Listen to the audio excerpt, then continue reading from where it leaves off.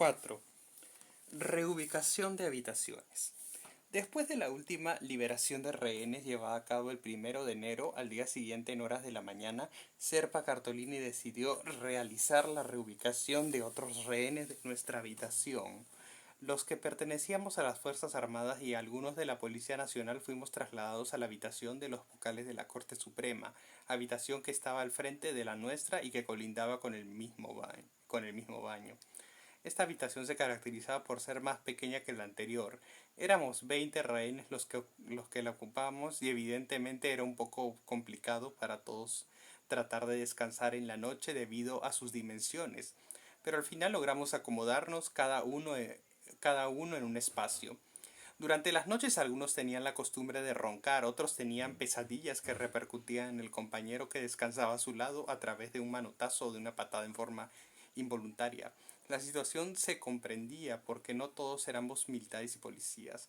Había pues personal no militar y de edad mayor que la nuestra. Definitivamente ellos habían sido los más afectados y era entendible. Solo nos quedaba apoyarlos cuando los requeríamos. Por la madrugada, cuando los terroristas realizaban su ronda, trataban de hostigarnos alumbrándonos directamente con sus linternas sobre nuestros rostros con la intención de perturbar nuestro sueño.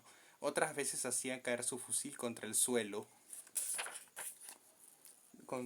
para asustarnos. También cuando se aproximaban a la ventana tropezaban con nosotros de forma intencional. Era costumbre de acercarse a la ventana por lo general costumbre de acercarse a la ventana. Por lo general la tenía el loco 22 en varias oportunidades.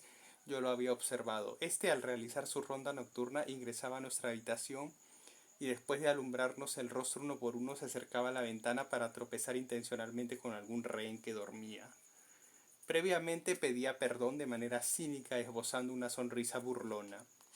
Hostigamiento por parte de los terroristas a los rehenes cuando estos descansaban en horas de la madrugada.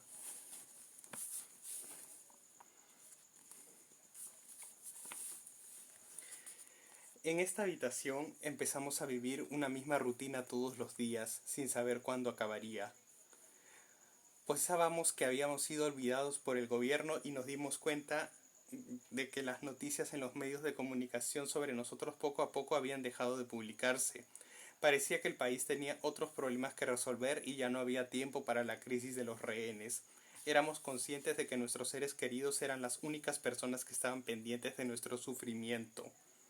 Nuestro temor era que los terroristas perdieran la paciencia y cumplieran sus amenazas. La pregunta era quiénes serían los primeros de la lista.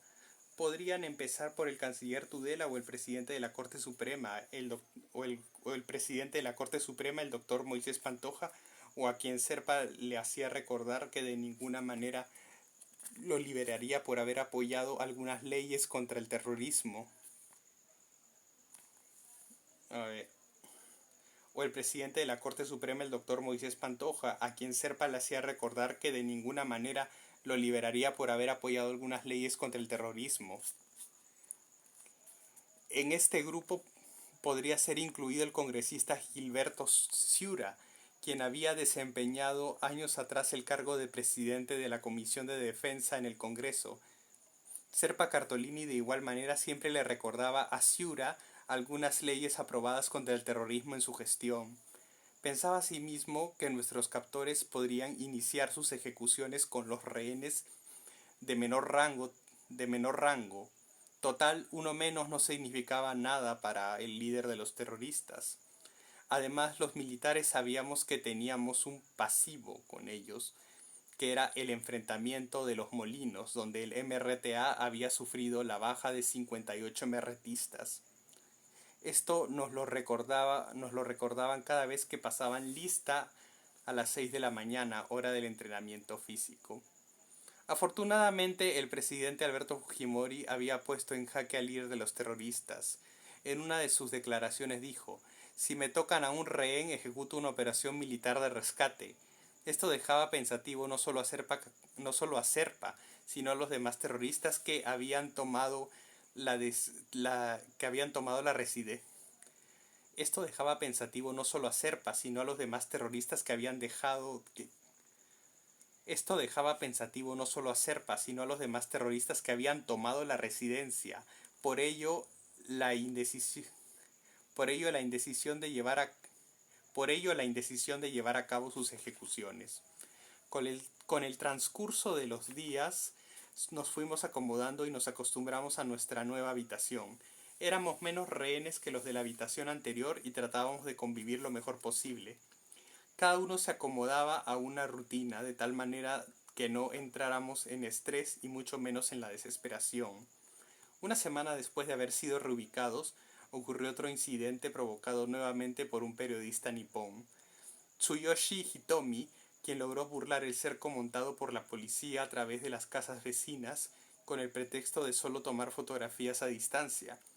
El hombre de prensa había ingresado a una de las residencias mediante engaños a sus propietarios. Posteriormente trepó por los techos y llegó al frontis interno de la residencia. El periodista fue recibido por Serpa Cartolini y después de permanecer un buen rato dentro de la residencia se retiró. Seguidamente fue detenido por la policía. Ese día le incautaron sus cámaras fotográficas y todo su material periodístico. El periodista japonés Tsuyoshi Hitomi es detenido tras salir de la residencia del embajador de Japón. El 8 de enero Fujimori exigió al líder de los terroristas la liberación de los 74 rehenes. De este modo el presidente confirmaba que no negociaría la libertad de los terroristas presos del MRTA. Por su parte, Serpa Cartolini exigía la liberación de los presos de todos los penales. Por su parte, Serpa Cartolini exigía la liberación de sus presos de todos los penales. Ambas demandas se siguieron presentando en los próximos días, sin llegar a un acuerdo definitivo. El 15 de enero los terroristas aceptaron una propuesta del gobierno para buscar una solución pacífica. Esta consistía en crear una comisión de garantes, donde se exigía al gobierno un representante de Guatemala, así como de varios países europeos. Ese mismo día, en el momento en que el comandante de la policía, Luis Valencia Girano, se encontraba en el baño con problemas depresivos, un terrorista repentinamente hizo su ingreso a dicho ambiente. Aquel incidente incomodó al rehén, por lo que obligó al subversivo a que se retirara. Ante esta amenaza, el terrorista fue a quejarse ante Serpa Cartolini, quien, después de comprobar la situación depresiva por la que pasaba Valencia, decidió que debía ser liberado. 2 días después, frente al peligro que significaba su presencia, los terroristas hicieron efectiva su decisión, por lo que quedaron 73 cautivos dentro de la residencia. Los días seguían pasando y no se visualizaba solución alguna a la crisis. El buffer empleado en la recepción de la primera noche seguía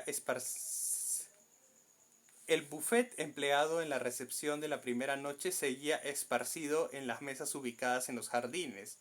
Esto fue aprovechado por las palomas que vivían en los alrededores.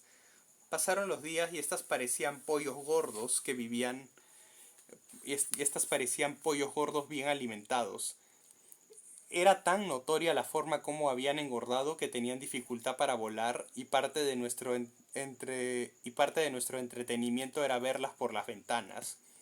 Asimismo fueron apareciendo roedores que terminaron por invadir los diferentes ambientes de la residencia a tal punto que en horas de la madrugada ingresaban a nuestras habitaciones donde descansábamos.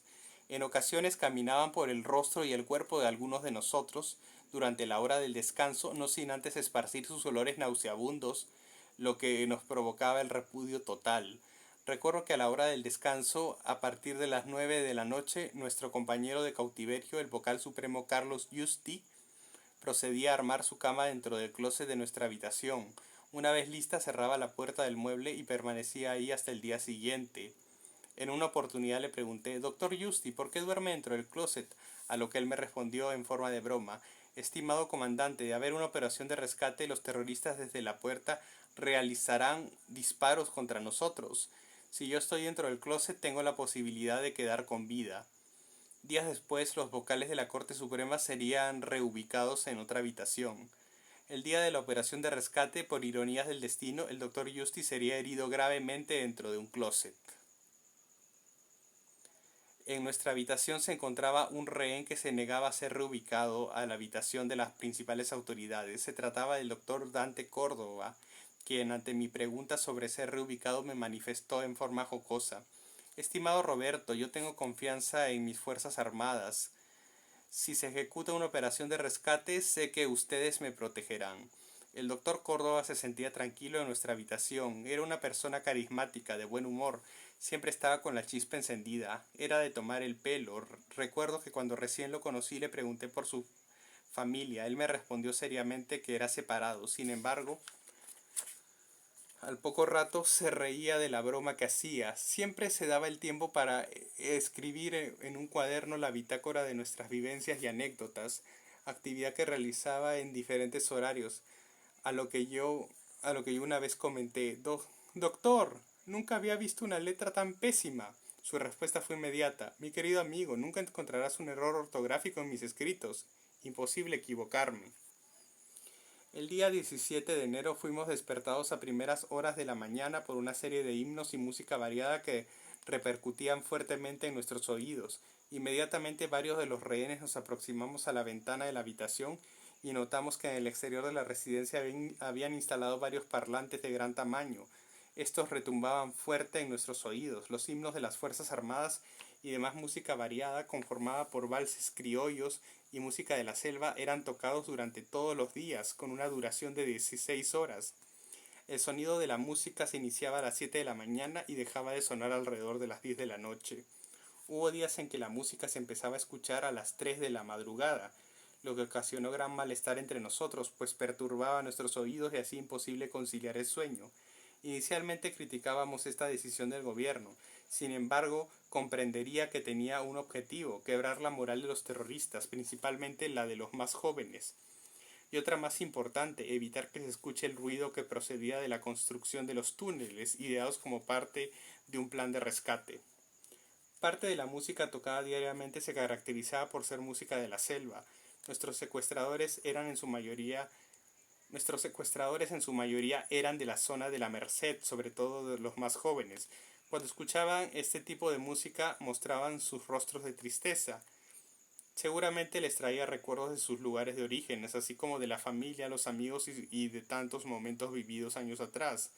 La única forma de desfogarse de esas memorias y sentimientos era a través del llanto, como el que escuchábamos en las madrugadas, en especial de las dos mujeres terroristas, quienes lloraban desconsoladamente.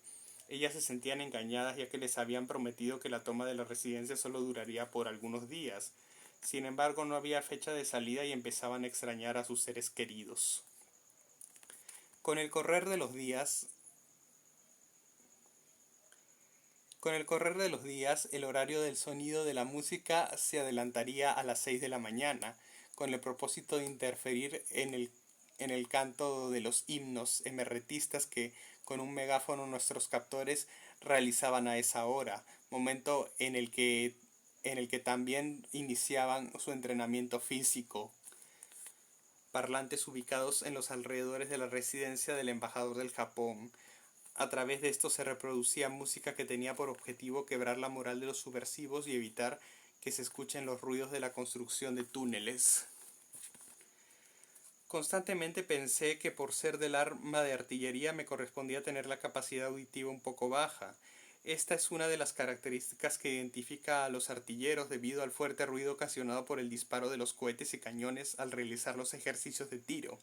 Sin embargo, estuve completamente equivocado. La baja audición que padezco en la actualidad en uno de mis oídos es producto de haber escuchado mañana, tarde y noche durante más de 100 días el alto volumen de aquella música.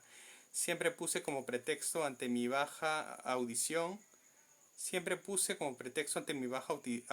soy artillero.